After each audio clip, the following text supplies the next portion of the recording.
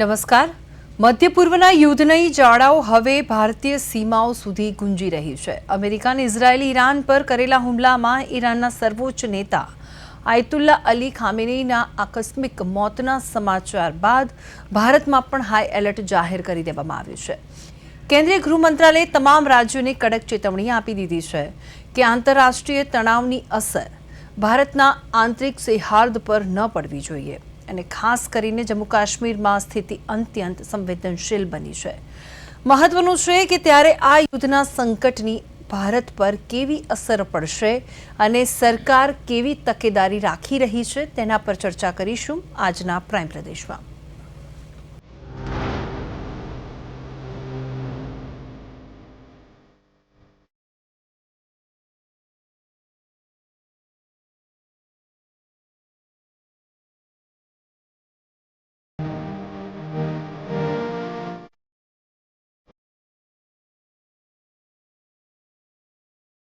મધ્ય પૂર્વ એશિયામાં છેલ્લા કેટલાક સમયથી ચાલી રહેલો સંઘર્ષ હવે એક ખતરનાક વળાંક પર આવી ગયો છે. ઇઝરાયલ અને અમેરિકાના સંયુક્ત હુમલામાં ઈરાનના સૌથી શક્તિશાળી નેતા આયતુલ્લા અલી ખામેનીના મોતના અહેવાલોએ માત્ર મધ્ય પૂર્વ જ નહીં પરંતુ ભારત જેવા દેશોમાં પણ ચિંતાનું મોજું ફેરવી દીધું છે. ભારત સરકાર માટે અત્યારે સૌથી મોટો પડકાર દેશમાં શાંતિ અને કાયદો વ્યવસ્થા જાળવી રાખવાનો છે. પરિસ્થિતિની ગંભીરતાને પારખીને કેન્દ્રીય ગૃહ મંત્રાલયે એક વિગતવાર એડવાઇઝરી જાહેર કરી છે. આ પત્રમાં તમામ રાજ્યો અને કેન્દ્ર શાસિત પ્રદેશોના મુખ્ય સચિવો અને પોલીસ વડાઓને સંબોધતા કહેવામાં આવ્યું છે કે આંતરરાષ્ટ્રીય ઘટનાક્રમોનો ઉપયોગ કરીને કેટલાક અસામાજિક અને દેશ વિરોધી તત્વો ભારતમાં અરાજકતા ફેલાવવાનો પ્રયાસ કરી શકે છે. ગૃહ મંત્રાલયે સ્પષ્ટ કર્યું છે કે ઈરાનના સમર્થનમાં કે વિરોધમાં થતા પ્રદર્શનો પર બાજ નજર રાખવી અનિવાર્ય છે. ખામેનેઈના મોતના સમાચાર મળતા જ જમ્મુ કાશ્મીરના શ્રીનગર, બડગામ અને અન્ય શિયા બહુલ વિસ્તારોમાં વિરોધ પ્રદર્શનો ફાટી નીકળ્યા છે. હજારોની સંખ્યામાં લોકો કાળા ઝંડા અને ખામેનેઈની તસવીરો સાથે રસ્તા પર ઉતરી આવ્યા છે. દેખાવકારો દ્વારા અમેરિકા અને ઇઝરાયલ વિરુદ્ધ ઉગ્ર સૂત્રોચ્ચાર કરવામાં આવી રહ્યા છે. સાવચેતીના ભાગરૂપે પ્રશાસને સમગ્ર ખીણમાં મોબાઈલ ઇન્ટરનેટ સેવાઓ સ્થગિત કરી દીધી છે, જેથી કોઈપણ પ્રકારની અફવા ફેલાતી અટકાવી શકાય. શાળાઓ અને કોલેજોમાં રજા જાહેર કરવામાં આવી છે અને સુરક્ષા દળોએ ફ્લેગ માર્ચ શરૂ કરી દીધી છે. ગૃહ મંત્રાલયે આઈટી સેલ અને સાયબર એક્સપર્ટ્સને 24 કલાક એલર્ટ પર રાખ્યા છે. ફેસબુક, એક્સ અને વોટ્સએપ જેવા પ્લેટફોર્મ પર ફેલાતી ભડકાઉ પોસ્ટ્સ, એડિટેડ વિડીયો અને ફેક ન્યૂઝ પર કડક નજર રાખવામાં આવી રહી છે.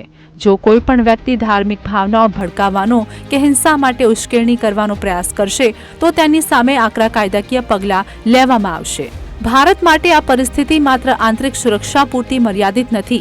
મધ્ય પૂર્વમાં યુદ્ધ વધવાથી ક્રૂડ ઓઇલના ભાવમાં વધારો અને ભારતીય ડાયસ્પોરાની સુરક્ષા જેવા પ્રશ્નો પણ ઊભા થયા છે. કેન્દ્ર સરકાર એક તરફ આંતરરાષ્ટ્રીય સ્તરે શાંતિની અપીલ કરી રહી છે તો બીજી તરફ ઘરેલું મોરચે કોઈપણ પ્રકારની કોમી અશાંતિ ન ફેલાય તેની ખાતરી કરી રહી છે. વૈશ્વિક રાજનીતિના આ તોફાની પવનમાં ભારત પોતાની આંતરિક એકતા જાળવી રાખવા મક્કમ છે. સરકારનું લક્ષ્ય સ્પષ્ટ છે. કોઈપણ ભોગે દેશમાં શાંતિ અને સૌહાર્દ જોખમાવો ન જોઈએ. આવનારા 48 કલાક ભારતની સુરક્ષા એજન્સીઓ માટે અગ્નિ પરીક્ષા સમાન સાબિત થશે. બ્યુરો રિપોર્ટ, પ્રદેશ 24 ગુજરાતી.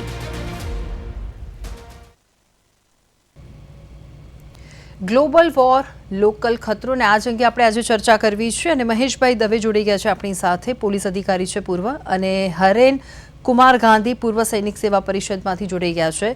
મહેશભાઈ અને હરેનભાઈ, આપનું સ્વાગત છે પ્રદેશ 24 ગુજરાતીમાં. મહેશભાઈ, તમારાથી શરૂઆત કરીએ કે મધ્ય પૂર્વના યુદ્ધની ભારત પર તમારા મતે કેટલી અસર? છેલ્લા ઘણા સમયથી દુનિયામાં અજંપાભરી પરિસ્થિતિ છે. બાંગ્લાદેશની સ્થિતિ જોઈએ, નેપાળને જોઈએ, યુક્રેન અને રશિયાને જોઈએ, ભારત, પાકિસ્તાન, અફઘાનિસ્તાનની જોઈએ, અને હાલ છેલ્લા 2-4 દિવસથી ઇઝરાયલ અને યુએસએ સંયુક્ત રીતે ઈરાન ઉપર હુમલા કરી રહ્યું છે. કોઈ પણ યુદ્ધ બે દેશ વચ્ચેનું હોય, બે શહેર વચ્ચેનું હોય, બે વ્યક્તિ વચ્ચેનું હોય કે બે કોમ વચ્ચેનું હોય, હંમેશા યુદ્ધ એ નુકસાનકારક જ હોય. યુદ્ધની સ્થિતિ દિવસે દિવસે દુનિયામાં વણસાતી જાય. હમણાં તાજેતરમાં આપણે જોયું કે બાંગ્લાદેશના શેખ હસીના જે ભારતમાં શરણું લઈ રહ્યા છે, પાકિસ્તાનના ઇમરાન ખાન જેલમાં છે કે નહીં એ પણ ખબર નથી. ઘણી બધી સરકારો, ઘણી બધી સ્થિતિ એવી છે દુનિયામાં કે કંઈ પણ કહેવું અજુગતું છે. આજે સોશિયલ મીડિયાના ઉદ્ભવ પછી એક વ્યક્તિ સુધી, નાના વ્યક્તિ સુધી દેશની દુનિયાની પરિસ્થિતિની એક મેસેજ લોકો સુધી જાય છે. આજે ઇઝરાયલ અને યુએસએ એ ઈરાન સાથે યુદ્ધ કરી રહ્યા છે. એ યુદ્ધના ભાગરૂપે શનિવારે ઈરાનના જે મુખ્ય બહુ જૂના અને ખડ્ડુસ નેતા જેને કહી શકાય, ખેનાનુનને, જેઓ 1979થી સત્તા ઉપર છે, આખા ઈરાન ઉપર એનું આધિપત્ય છે, એના વહીવટ ઉપર, આર્મી ઉપર, દરેક જગ્યાએ. તો એવા વ્યક્તિને જ્યારે આવા યુદ્ધની અંદર અમેરિકાએ અને ઇઝરાયલે એ હુમલો કરી અને એને વ્યક્તિગત રીતે શોધી અને એને મારી નાખ્યા, એની પત્નીને પણ મૃત્યુ થયું, એની સાથે કમાન્ડો, એના પુત્રવધુ, એના જમાઈ, પુત્રી, આખો પરિવાર. એટલે આ ઘટના જે છે એને મુસ્લિમ રાષ્ટ્રો દ્વારા અને ખાસ કરીને એના ઈરાન દ્વારા બહુ ગંભીર લેવામાં આવ્યું છે. આજે પરિસ્થિતિ એ છે કે દાખલા તરીકે યુદ્ધ ઇઝરાયલ અને ઈરાન વચ્ચે છે, અમેરિકા અને એ 3 દેશો વચ્ચે ચાલે છે, પણ એની અસરો ચારે બાજુ જોવા મળે છે. દાખલા તરીકે ગઈકાલે પાકિસ્તાનના અંદર આવેલા અમેરિકાના દૂતાવાસો પર ત્યાંની લોકલ પ્રજાએ જબરજસ્ત હુમલો કર્યો. એ સામાન્ય વાત નથી. 10 માણસોને એન્કાઉન્ટર ત્યાં પોલીસે કરવા પડ્યા, એવી સ્થિતિ નિર્માણ થયું. આજે કોઈ પણ સ્થિતિ થાય, આજે આપણું રાષ્ટ્ર જે ભારત છે દાખલા તરીકે, એ બહુ મોટું રાષ્ટ્ર છે દેશમાં, દુનિયામાં જેનું નામ છે. તો કોઈ પણ સ્થિતિ આવી દેશમાં, દુનિયામાં જ્યારે બને ત્યારે આપણા દેશ ઉપર આની અસર ન થાય એના માટે સરકાર અને આપણે કટિબદ્ધ છીએ. આપણા દેશમાં આવું ન બને. આપણો દેશ બહુ શાણો છે, બુદ્ધિશાળી છે અને આજે એક આ નવું ભારત છે. પરંતુ કોઈ પણ ઘટના આજે ગઈકાલે જે પરમ દિવસે જે ઈરાનમાં બની અને એની વિપરીત અસરના ભાગરૂપે દુનિયામાં જ્યાં જ્યાં બીજી અસરો પડી છે, એવી જ અસર પાકિસ્તાનમાં જેમ પડી એવી જ રીતે આપણા લખનૌમાં અને જમ્મુ કાશ્મીરમાં પણ મુસ્લિમો રેલી કાઢી. રેલી કાઢી એના 2 અર્થ થાય. એ લોકો રેલી એવા અર્થમાં કાઢી છે કે ભાઈ મુસ્લિમો હોવાના નાતે ઈરાનના સમર્થનમાં. પણ સવાલ એ છે કે આવું ભૂતકાળમાં આપણા દેશની અંદર ઘણી બધી આતંકવાદીઓ ઘટના બને ત્યારે કોઈ આવી રેલી ક્યારે કાઢી નથી. એના સમર્થનમાં રેલી કાઢવી, એના સમર્થનમાં સૂત્રોચ્ચાર કરવા, એ અમેરિકાની અને ઇઝરાયલની અને ઈરાનની બાબત છે. પણ તેમ છતાં લખનૌમાં અને જમ્મુ કાશ્મીરમાં રેલી કાઢ્યા પછી કોઈ બનાવ નથી બન્યો અનિચ્છનીય. શાંતિથી રેલી કાઢી માત્ર ને માત્ર ઈરાનના સમર્થનમાં. પરંતુ ભારત સરકારનું કે આપણા દેશની એક ફરજ બને છે કે આવું જ્યારે જોવામાં આવે તો હજી તો યુદ્ધનો કોઈ અંત નથી. ગમે ત્યારે યુદ્ધ કોઈ પણ તરફ વળાંક લઈ શકે. દાખલા તરીકે ઈરાનની અંદર એના નેતાની હત્યા પછી જે નેતા ચાર્જમાં આવ્યા છે એની સામે 2 વિકલ્પો હતા કે કાં અમેરિકાની અને ઇઝરાયલની શરણાગતિ સ્વીકારવી, યુદ્ધનો અંત લાવવો, અને અથવા તો યુદ્ધને, પણ એ લોકોએ યુદ્ધનો અંત લાવવાના બદલે, શરણાગતિ સ્વીકારવાના બદલે એવું નિવેદન કર્યું કે અમે આનો શહાદતનો બદલો લેશું. એને એવું નિવેદન કર્યા પછી ડોનાલ્ડ ટ્રમ્પે એવું નિવેદન કર્યું કે તો આના કરતાં પણ વધુ ખરાબ પરિસ્થિતિ ભોગવવા તૈયાર રહેજો. એટલે આજે આ મોટી હસ્તીઓ જ્યારે આવા નિવેદન કરે ત્યારે કોઈ પણ દેશે એલર્ટ રહેવું જરૂરી છે. એટલે આ બધી પરિસ્થિતિને ધ્યાને લઈ અને ગૃહ મંત્રાલયે દરેક રાજ્યોને એલર્ટ કર્યા છે કે આપણા દેશમાં કશું થાય નહીં, પણ જેવી રીતે કાશ્મીરમાં કે લખનૌમાં રેલી નીકળી એમ શહેરમાં રેલી નીકળે અને એના ભાગરૂપે અને પ્રત્યાઘાત રૂપે કોઈ પણ ઘટના, અનિચ્છનીય બનાવ ન બને એની તકેદારી ચોક્કસ રાખવી જોઈએ. આપણે માનીએ કે ઈચ્છીએ કે એવું ન થાય, પણ થઈ શકે છે. કઈ તરફ અજંપા પરિસ્થિતિમાં ક્યારે પણ કંઈ પણ થઈ શકે. એટલે એ તકેદારીના ભાગરૂપે, તકેદારીના પગલા રૂપે કેન્દ્ર સરકારે આ આદેશ કર્યો છે. હરેનભાઈ, હવે આ જ સવાલ તમને છે કે મધ્ય પૂર્વના યુદ્ધની ભારત પર કેવી અસર થશે? ચોક્કસ. જય હિન્દ. ભારતની ઉપર એની અસર બધા બહુ, જેવી રીતે સૌથી પહેલા તો એક ઇકોનોમિકલ અસર થવાની છે, સોશિયો ઇકોનોમિકલ ઇફેક્ટ એના બહુ વધારે આવવાની છે, રાજકીય ઇફેક્ટ તો છે જ. તો પહેલા, સૌથી પહેલા આપણે આપણા પોલિટિકલ સ્ટેન્ડની વાત કરીએ તો ભારત હંમેશા ક્યાંક ડાયલોગ અને ડી એસ્કેલેશનની વાત હંમેશા કરતું હોય છે. ચાહે રશિયા યુક્રેન હોય કે પછી બીજા કોઈ પણ દેશની અંદર આવો હુમલા થતા હોય કે બે દેશ વચ્ચે યુદ્ધ થતું હોય તો સૌથી પહેલા ટ્રાય ઇન્ડિયાનો એવો જ હોય છે કે હંમેશા શાંતિદૂત બની રહે અને પોતાની એક જે બેલેન્સ સ્ટ્રેટેજી છે એને અપનાવી રાખે. અને આ વખતે પણ ઇન્ડિયા એવું જ કરી રહ્યું છે. અત્યારે ઇન્ડિયા પાસે લિબર્ટી છે, ઇન્ડિયાએ સારા સંબંધો જાળવ્યા છે ઈરાન સાથે અને ઇઝરાયલ સાથે અને યુએસ સાથે. એના લીધે અત્યારે ઇન્ડિયાની પોઝિશન એવી છે કે આપણે જે ફોરેન મિનિસ્ટર છે એ ઈરાનની ઓથોરિટી સાથે પણ વાત કરી શકે છે, આપણા પીએમ નેતન્યાહુ સાથે પણ વાત કરી શકે છે અને અમેરિકા સાથે પણ ટચમાં રહી શકે છે અને પુતિન સાથે પણ વાતચીત કરી શકે છે. દરેક હોટલાઇન પર આવા નેતાઓ તરત વાત કરી શકવાને સમર્થ છે. એનો મતલબ કે ઇન્ડિયા અત્યારે જે સ્થિતિમાં છે એક બેલેન્સ એક એપ્રોચ અપનાવી રહ્યો છે અને વર્ષોથી આપણી સ્થિતિ યાદ છે. તો અત્યારે ઇન્ડિયાના ફાયદામાં એ છે કે અત્યારે એ જે પરિસ્થિતિ, એ જ એપ્રોચ અને એ જે રાજનીતિ છે એને ચાલુ રાખે, એક બેલેન્સ એપ્રોચ અપનાવે અને ક્યાંક ને ક્યાંક હવે જે ખામેનીનું જે થવાનું હતું એ થઈ ગયું. અને કદાચ યુએસ અને ઇઝરાયલ એવું સમજતું હતું કે આયાતુલ્લા ખોમેનીના નિધન પછી ઈરાન કદાચ થોડું શાંત થઈ જશે, ઢીલું પડશે. પણ અત્યારે આપણે દેખીએ છીએ કે ઈરાને આ ઘટનાને, આ કોન્ફ્લિક્ટને એક વૈશ્વિક કોન્ફ્લિક્ટ બનાવવા તરફ જઈ રહ્યું છે. અને એટલે જ યુએસ અને એના પણ જે સપોર્ટિંગ નાટો કન્ટ્રીઝ હતા એની ઉપર પણ હુમલા કર્યા છે. ગલ્ફની અંદર જ્યાં જ્યાં અબુધાબી હોય, કુવૈત હોય, બહેરીન હોય કે યુએઈ હોય, આ બધી જગ્યાએ જ્યાં યુએસના એરબેઝ છે એની ઉપર પણ હુમલા કર્યા છે. આ બતાવે છે કે ઈરાન પોતે એકલું લડવા નથી માંગતું, પણ ક્યાંક ને ક્યાંક મુસ્લિમ કન્ટ્રીને પણ આમાં ઇન્વોલ્વ કરી અને એમની પણ સહાનુભૂતિ મેળવી અને વૈશ્વિક જે આખો એક વર્લ્ડ ઓર્ડર છે એને બદલવા માંગે છે, એને ડિસ્ટર્બ કરવા માંગે છે. અને એમાં એ બધી બહુ અંશે સફળ પણ રહ્યું છે. તમે દેખ્યું હોય તો નાટો કન્ટ્રીમાં જયારે ફ્રેન્ચનું જે નેવલ બેઝ છે એની ઉપર અબુધાબીમાં હુમલો થયો એટલે ફ્રેન્ચે પોતાની જે ન્યુક્લિયર એરક્રાફ્ટ કેરિયર છે એને પણ મેડિટેરિયન સી ની તરફ રવાના કરી દીધું છે. એટલે ક્યાંક ને ક્યાંક એવું થાય, ટ્રમ્પ સાહેબે કીધું છે કે આ યુદ્ધ હજુ 2 કે 3 અઠવાડિયા સુધી શાંત પડે એવું નથી. એનો મતલબ કે એમનો જે પણ પ્રયાસ છે, એમનું જે પણ ઇન્ટેન્શન છે એ ઈરાનની પૂરી કમ્પ્લીટલી જે મિલિટરી લીડરશિપ છે એને ખતમ કરવાનો અને એનાથી વધારે ઈરાનનું જે પણ મિલિટરી, એના જે પણ વેપન્સ છે, એની મિસાઇલ છે, એના બેલાસ્ટિક મિસાઇલ છે અને જ્યાં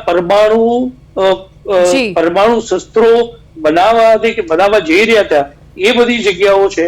આ બધી જગ્યાએ હુમલા કરી અને એમની જે મિલિટરી તાકાત છે એને નેસ્ત નાબૂદ કરવાની છે. અને જયારે આવું થશે, સૌથી પહેલા આપણે દેખ્યું કે નેતાન્યાહુએ ઇઝરાયલે જે હુમલા કર્યા છે એ ઈરાનની એર ડિફેન્સ ઉપર હુમલા કર્યા છે. ચાઇનાની જે એર ડિફેન્સ હમણાં જાન્યુઆરીમાં જ ઈરાનની અંદર ઇન્સ્ટોલ થઈ છે એને પણ ફેલ કરી અને યુએસ અને ઇઝરાયલે પિન પોઈન્ટ હુમલો કરી ખોમેનીને અને બીજા 40 જેટલા લીડર્સ, પોલિટિકલ અને મિલિટરી લીડર્સને મારી નાખ્યા છે. અને આના લીધે સોશિયલ ઇકોનોમિક જે ઇમ્પ્લિકેશન્સ આવે છે એ બહુ મોટું આવવાનું છે. કારણ કે સૌથી પહેલા દેખીએ તો મિડલ ઇસ્ટની અંદર ટોટલ એર સ્પેસ બંધ છે. નંબર 2, જે પણ હોર્મુઝ જે સમુદ્ર વિસ્તાર છે એ કેનાલ છે અને ત્યાંથી ઇન્ડિયાનું જે 80 to 90% ક્રૂડ આયાત થાય છે એ જગ્યાએથી આયાત થાય છે. ભલે ઇન્ડિયા કહે છે કે એની પાસે હેલો જી હરેનભાઈ, તમારો અવાજ આવી રહ્યો છે. ઓકે, જય રાઈટ. તો વાત એમ છે કે જ્યારે ઇન્ડિયાનું 80 થી 90% ક્રૂડ ઓઇલ ઇમ્પોર્ટ થાય છે અને એમાં જે સ્ટ્રેટ ઓફ હોર્મુઝ છે એ સ્ટ્રેટ ઓફ હોર્મુઝ થી જ આપણો વધારે ભાગનો બધો જથ્થો આવતો હોય, એ વખતે આપણા માટે જ્યારે ઓઇલ ઇમ્પોર્ટ ઓછું થઈ જશે કે બંધ થઈ જશે એટલે ઓઇલની પ્રાઇસીસ ખૂબ જ વધી જશે. અને જ્યારે ઓઇલની પ્રાઇસીસ વધે છે એના લીધે ખાધા ખોરાકની જીવન જરૂરિયાતની બધી જ જે ભાવ હોય છે એ વધી જતો હોય છે. આની સાથે આપણી જે ઉર્જા સુરક્ષા છે એને પણ તકલીફ પડવાની. એલપીજી નો જથ્થો છે એ પણ બંધ થવાનો. એટલે ક્યાંક ને ક્યાંક આપણી પાસે 2 કે 3 મહિનાનું રિઝર્વ હોય પણ એના ભાવ વધવાના એ ચોક્કસ છે.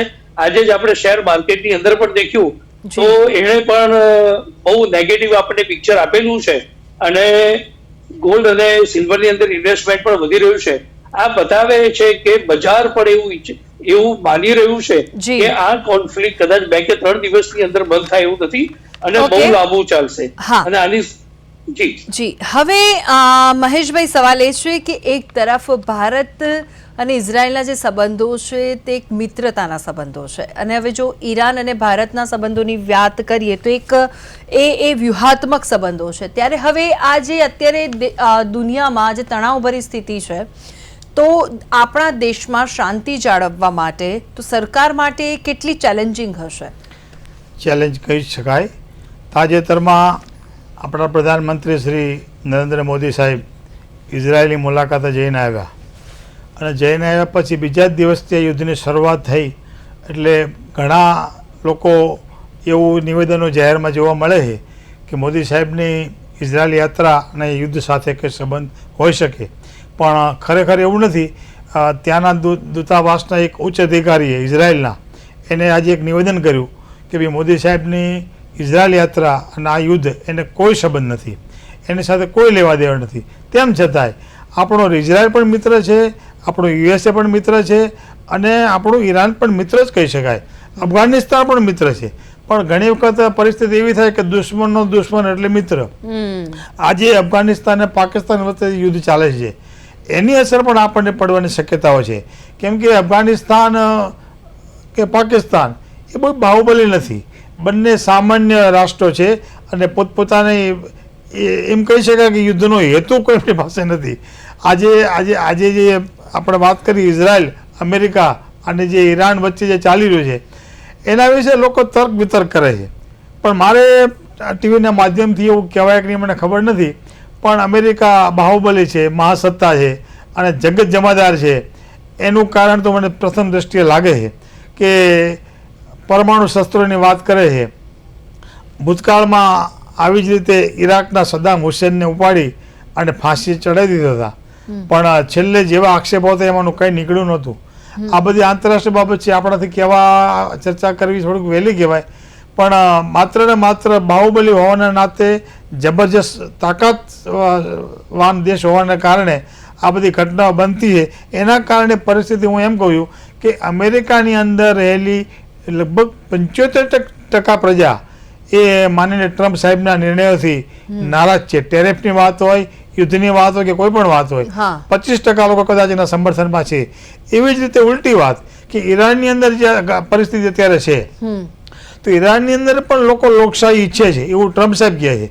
એટલે 25-30% લોકો ઈરાનના એવા પણ છે કે જે આ એના નેતાના હત્યાથી, એના નેતાના અવસાનથી, એના પરિવારના અવસાનથી 25% લોકો ખુશી અનુભવે છે. એ લોકોના ઘણા વિડીયો જોવા મળે છે કે લોકો નાચે ગાય છે અને એવું માને છે કે હવે આપણા દેશની અંદર કદાચ લોકશાહી સ્થપાશે. કેમ કે ત્યાંના જે એ લોકોના જે કાયદા કાનૂન છે જે શિયા મુસ્લિમોના, એનાથી ઘણા લોકો નારાજ છે. સ્વતંત્રતા દાખલા તરીકે ઘણી મહિલાઓ રોડ ઉપર આવે છે. અને ઈરાનની જે આંતરિક બાબત છે આ યુદ્ધ સિવાય, યુદ્ધ પહેલાંની સ્થિતિ એ પણ ચિંતાજનક છે ને. ત્યાં આંતરિક માહોલ ગરમાગરમી વાળો તો છે જ, ત્યાંની પ્રજા એનાથી નારાજ છે જ, પણ અત્યારે જે આપણા દેશની વાત આપણે કરીએ કે આ યુદ્ધની અસર આપણા દેશ ઉપર સાહેબે હમણાં કીધું એમ કે ઓઇલ કરોડ ઉપર થાય, પેટ્રોલના ભાવમાં વધારો થાય, શેર બજાર આપણું તૂટી શકે, સોના ચાંદીના ભાવમાં વધારો ઘટાડો પણ થાય, અને ખાસ કે આપણા ભારતીયો ઉમરો કરવા માટે, હજ કરવા માટે લોકો ઘણા ગયા છે. 2,000 જેટલા વિદ્યાર્થીઓ આપણા ત્યાં એ દેશમાં છે. એ લોકો બધા મુશ્કેલીમાં છે. એ મુશ્કેલીમાં છે, એ લોકોની સલામતી માટે એ લોકો માગણી કરે છે, વિડીયો રજૂ કરે છે, આપણા એના દેશના કોન્ટેક્ટમાં છે અને આપણે સરકાર પણ એના માટે કટિબદ્ધ છે. પણ છતાં યુદ્ધ છે, કદાચ કોઈ અનચ્છનીય બનાવ કોઈ જગ્યાએ બની જાય તો એની અસર પણ આપણા દેશના વહીવટીતંત્ર ઉપર, સુરક્ષા ઉપર પડી શકે. એટલે સરકાર આવો જ્યારે બને છે ત્યારે આપણી સરકાર હંમેશા આપણા ભારતીયોને બચાવવાની કોશિશ કરતી હોય છે, એમાં સફળ થાય છે અને પોતાના ઘર સુધી પહોંચાડે છે. પણ છતાંય યુક્રેન રશિયાના યુદ્ધમાં પણ એવું થયું હતું. એવી રીતે આપણા ઘણા મુસ્લિમો, આપણા ઘણા ભારતીયો એ બહારના રાજ્યોમાં આજે એમ કહીએ ફસાઈને પડ્યા છે. ઘણી બધી ફ્લાઇટો, હજારોની સંખ્યામાં ફ્લાઇટો રદ થઈ છે. એરપોર્ટ ઉપર પણ હોબાળો થઈ રહ્યો છે શિસ્ત અને સલામતીને લઈને. એટલે આ બધી બાબતો આપણી આંતરિક સુરક્ષાને ક્યાંક ને ક્યાંક અસર કરે તો એના પ્રત્યાઘાત રૂપે ક્યાંક કોઈ અસામાજિક તત્વો આવી સ્થિતિનો લાભ લઈ અને કોઈ જગ્યાએ ગરમાગરમી કરે કે દેશમાં સુલહ શાંતિનો ભંગ ન કરે એ ખાસ જોવાનું છે. અને ટીવીના માધ્યમથી આપણે વિનંતી પણ કરીએ કે બીજા દેશના ઝઘડા, બીજા દેશના યુદ્ધ, બીજા દેશની અજંપા પરિસ્થિતિની અસર આપણે અહીં ન થાય એના માટે દરેક વ્યક્તિએ ભારતીય હોવાના નથી વિચારવું પડે. અને આ દિશામાં કોઈ કરતું હોય તો પણ એને અટકાવવું પડે અને સોલે શાંતિ જાળવવાની પૂરેપૂરી આવા સમયે દરેકને કોશિશ કરવાની ફરજ બને છે.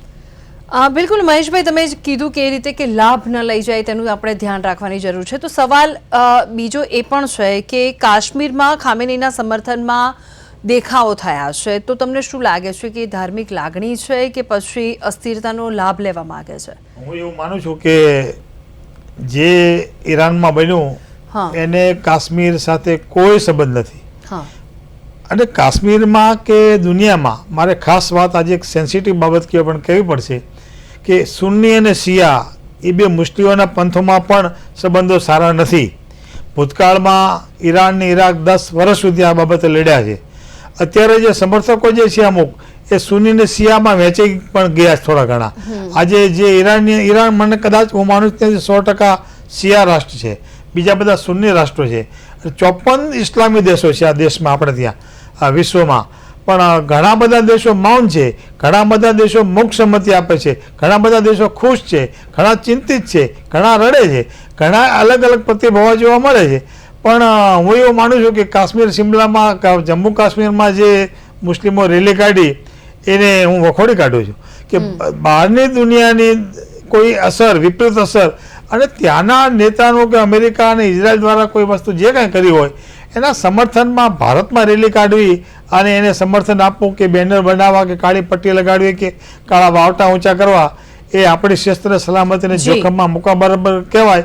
આ ન કરવું જોઈએ. ઓકે, હવે આ જ સવાલ હરેનભાઈને છે મારે કે કાશ્મીરમાં ખામેનીના સમર્થનમાં જે દેખાવો છે તેની પાછળનું કારણ ધાર્મિક લાગણી હોઈ શકે કે પછી સ્થાનિક અસ્થિરતાનો લાભ લેવા માંગે છે અન્ય દેશ? ડેફિનેટલી આજકાલ ધાર્મિક લાગણીની અંદર જે ધર્માંધતા કહેવાય એ વધારે છે. ધાર્મિક લાગણી ઓછી અને ધર્માંધતા વધારે છે. વિશ્વની અંદર જે 100% મુસ્લિમ વસ્તી આપણે ગણીએ તો એમાંથી 15 થી 20% શિયા છે અને બાકી વધારે ભાગના જે સુન્ની છે. એટલે અત્યારે પણ તમે દેખો તો ઇન્ડિયાની અંદર જે દેખાવો થયા છે એ અમુક જે શિયા, જ્યાં આગળ શિયા મુસ્લિમની વસ્તી વધારે છે ત્યાં થયા છે. પણ ડેફિનેટલી જો એ લોકો બીજા કોઈ જ્યારે આતંકવાદી હુમલા થતા હોય કે બીજી કોઈ પરિસ્થિતિ ખરાબ થતી હોય એ વખતે જ્યારે કોઈ રેલી નથી કરતા અને માનવતા તરફી એ એમનો અભિગમ નથી બતાવતા અને એક એવા વ્યક્તિનું મોત થયું છે કે જેણે ઇન્ડિયાની સામે યુએનની અંદર વોટિંગ કર્યું છે, ભારતના કાશ્મીરને પાકિસ્તાનનો ભાગ બનાવ્યો છે અને જે ભારતની અંદર રહેલા મુસ્લિમોને ખરેખર ભારતમાં મુસ્લિમો પૂરી દુનિયામાં સૌથી વધારે સેફ છે એની જગ્યાએ આયતોલ્લા ખોમેનીનું આવું નિવેદન હતું કે ભારતની અંદર મુસ્લિમો એટલા સેફ નથી. તો જ્યારે એ ખરેખર એણે ભારતની અંદર મુસ્લિમોને હંમેશા ઉકસાવવાનો પ્રયત્ન કર્યો છે, આવા વખતે અમુક પરિબળો આવી સિચ્યુએશનનો લાભ લઈ અને આવા દેખાવો યોજતા હોય છે અને ધર્માંધતાના કારણે કદાચ જે લોકોએ રેલી કરી એમાંથી કદાચ કોઈને જઈને પૂછવામાં આવે તો સાચી વસ્તુ બહાર આવશે કે ખરેખર એ વિરોધ શેના માટે કરી રહ્યા છે. એમાંથી 80-90% જણાને ખબર પણ નહીં હોય. એટલે ખરેખર હું આને એક ધાર્મિક લાગણી નહીં પણ ધર્માંધતા ગણું છું અને આમાં ભારતમાં રહેલા જે ભારત વિરોધી પરિબળો છે એ બહુ મોટો ભાગ ભજવી રહ્યા છે અને એનું આપણે ધ્યાન રાખવું. સાહેબે જે રીતે કીધું એ પ્રમાણે અત્યારે સૌથી વધારે ચિંતા આપણે આપણી ઇન્ટરનલ સિક્યુરિટી કરવાની છે. એ ઇન્ટરનલ સિક્યુરિટી અને જે જાહેર આપણું જીવન છે એમાં કોઈ પણ જાતની અરાજકતા ના ફેલાય, અફવાઓ ના ફેલાય, કોઈ પણ જાતના ફેક વિડીયોને આપણે ફોલો ના કરીએ. આ બધું જ એટલે આપણે આપણા આંખ અને કાન ખુલ્લા રાખવાના છે અને ભારતને આવી કોઈ પણ સ્થિતિમાં પહોંચવા દેવાનું નથી. હરેનભાઈ, સવાલ બીજો એ છે કે યુદ્ધની આડમાં ભારતને કોણ સક્રિય બનાવી રહ્યું છે?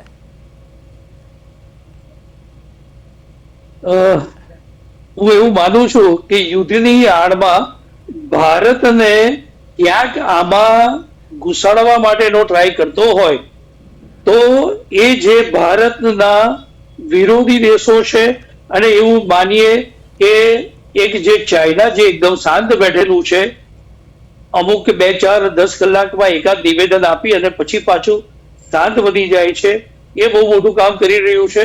આની સાથે સાથે જે પણ જેવી રીતે તર્કી છે, એ તર્કી આ દેશ છે એ છે, પછી ક્યાંક આપણા વિરોધ પક્ષો છે અને જે આપણા ભારત દેશની અંદર રહેલા જે રાષ્ટ્ર વિરોધી તત્વો છે, આ બધા ભેગા મળીને, મારે કોઈનું નામ નથી દેવું પણ આવા બધા તત્વો ભેગા મળી અને ખરેખર ભારતને ક્યાંક ભારત કશું બોલે, ભારત કોઈ પગલું લે, એના માટે અત્યારે બહુ ઉકસાવી રહ્યા છે. પણ ભારતની જે પોલિટિકલ લીડરશિપ છે અને જે મિલિટરી લીડરશિપ છે, એ અત્યારે બહુ જ સારી મેચ્યોરિટી દર્શાવી રહી છે. ભારતે દરેક જાતની તૈયારી પરિપૂર્ણ કરી છે.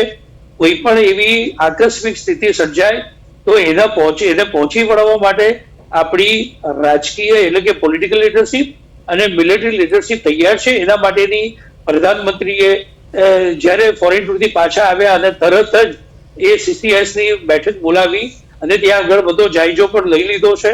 અને આઈ એમ વેરી શ્યોર કે અત્યારે ભારતે સૌથી મોટી ચિંતા ભારતના નાગરિકો જે મિડલ ઇસ્ટમાં ફસાઈ રહ્યા છે એમની છે, અને એમને બચાવવાની સાથે આપણી ઇકોનોમિકલ જે કન્ડિશન છે, જે ઓઇલની સ્કેર્સિટી સર્જાશે અને LPG ને આ બધાનો સપ્લાય ઓછો થઈ જશે, બંધ થઈ જશે, ત્યારે આપણે શું કરવું? અત્યારે કદાચ ભારતની લીડરશિપ એની પર વધારે ચર્ચા કરી રહી છે અને એની જ પર આપણે ધ્યાન આપવું રહ્યું. હવે આ જ સવાલ મહેશભાઈ તમને છે. મહેશભાઈ, જી, આ જ સવાલ તમને છે કે શું લાગે છે કે ભારતને સક્રિય કોણ કરી રહ્યું છે? સાહેબે કીધુંની વાત સાથે હું સમજ છું કે જે લોકો ભારતને સુખી જોવા, ભારતને શાંત જોવા નથી ઈચ્છતા, એવા તત્વો પાકિસ્તાન છે કે ચાઇના છે કે એવા દેશો કોઈ પણ રીતે પરોક્ષ રીતે એની ભૂમિકા ભજવી અને આપણને ઉશ્કેરવા પ્રયત્ન કરે છે. પરંતુ ભારત અને આપણી સરકાર એ યુગોથી સહિષ્ણુ પ્રજા છે, સહિષ્ણુ વિચારધારા છે અને કોઈ પણ સાથે આપણે દુશ્મની ક્યારેય નથી. આપણને સામેથી કોઈ દાખલા પહેલગામ જેવી પરિસ્થિતિ બને ત્યારે આપણે હુમલો કરવાની કે પાઠ ભણાવવાની ફરજ બને છે. બાકી આપણે સામેથી યુદ્ધ કરવામાં કે કોઈ ઉપર હુમલો કરવામાં ક્યારેય માન્ય નથી, આજે પણ માનતા નથી. આપણે શાંતિપ્રિય દેશ છીએ અને દરેક રાષ્ટ્રો આપણા મિત્ર છે. મુસ્લિમ રાષ્ટ્રો પણ આપણા મિત્ર છે. દુબઈમાં હમણાં મોદી સાહેબ જઈને આવે, એ પણ આપણું મિત્ર રાષ્ટ્ર છે. એટલે માત્ર ને માત્ર પાકિસ્તાન સિવાય અને થોડા ઘણા અંશે ચાઇના સિવાય આપણું કોઈ દુશ્મન નથી, કોઈ પ્રયત્ન કરે નહીં. પણ અમુક સાહેબે નામ કીધું એમ ટર્કી છે, ચાઇના છે, પાકિસ્તાન છે, એ લોકો દૂરથી જોયા કરે છે અને અંદરથી એવું ઈચ્છે છે કે આમાં ભારત ઇન્વોલ્વ થાય, ભારત યુદ્ધનો ભાગ બને, ભારતનું નુકસાન થાય અને ભારત 25-50 વર્ષ પાછળ જતો રહે એવું લોકો ઈચ્છે છે. પણ આપણી સરકાર, આપણી નૌસેના, આપણી વાયુસેના, આપણું ભૂમિદળ એટલા મજબૂત ને શાણા છે કે એક એમ કહી શકાય કે એક સેકન્ડની નજર પરિસ્થિતિ ઉપર રાખી રહ્યા છે.